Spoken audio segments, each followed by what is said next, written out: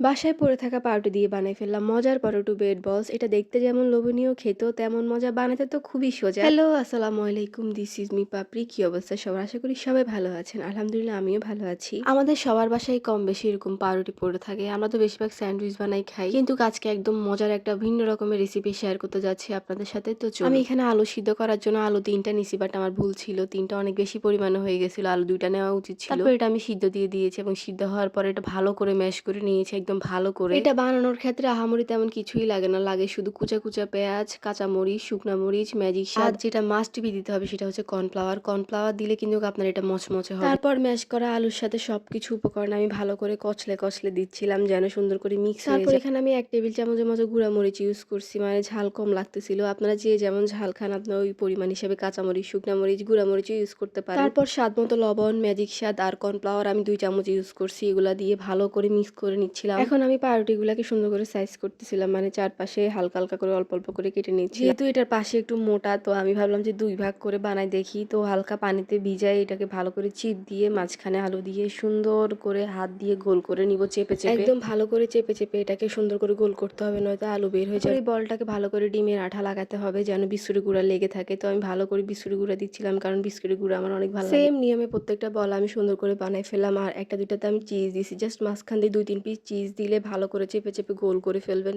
আপনারা যদি এই রেসিপিটা ট্রাই করেন, আমি বলবো যে বড় বড় বেকারিতে যে পাউরুটিগুলো পাওয়া যায় না, পাতলা একদম বড় মিষ্টি টাইপের, ওই পাউরুটি দিয়ে ট্রাই করবেন। ওগুলা দিয়ে বানাইতে আপনাদের জন্য আরো বেশি ইজি হবে। আমি যে পাউরুটি দিয়ে বানাইছি ওটা একটু মোটা ছিল আর শক্ত ছিল, তো আমার জন্য একটু কষ্ট হয়ে গেছিল। তাও আলহামদুলিল্লাহ সুন্দর করে বানাতে পারছি, এটাই অনেক মাশাআল্লাহ। তারপর এই বলগুলাকে সুন্দর করে আস্তে আস্তে ভেজে নিতে হবে অল্প তেলে, এবং চুলার আঁচ একদম কমিয়ে। চুলার আঁচ বাড়ায় দিলে কি হয়, পুড়ে যায়। আমার ফার্স্ট এগুলো একটু পুড়ে গেছিল, পরে এগুলো একদম সুন্দর করে ভাজছি, একদম মাশাআল্লাহ অনেক বেশি সুন্দর লাগতেছে দেখতে। আর গরম গরম খেতেও অনেক বেশি মজা লাগতেছে সস দিয়ে। আমরা তো সবাই অনেক বেশি মজা করে খাচ্ছিলাম যে হ্যাঁ, এবার থেকে পড়ে থাকা পাউরুটি দিয়ে এভাবে বানাই ফেলবো। আপনারা যারা ঝাল ঝাল নাস্তা পছন্দ করেন তারা এটা মাস্ট বি ট্রাই করবেন, তাদের থেকে অনেক বেশি ভালো লাগবে। গরম গরম ঝাল ঝাল সস দিয়ে খেতে অনেক বেশি ভালো লাগে। তো যাই হোক, আজকের এই রেসিপি ভিডিও ছিল এই পর্যন্ত। কেমন লেগেছে আজকের এই রেসিপি ভিডিওটা অবশ্যই কমেন্ট সেকশনে কমেন্ট করে জানাবেন। আর যারা এই রেসিপিটা ট্রাই করবেন আপনারা অবশ্যই আমাকে মেনশন দিবেন, আপনাদের পেজ থেকে আমি ঘুরে আসবো। তো সবাই ভালো থাকবেন, সুস্থ থাকবেন, সবাইকে আল্লাহ হাফেজ, আসসালামু আলাইকুম।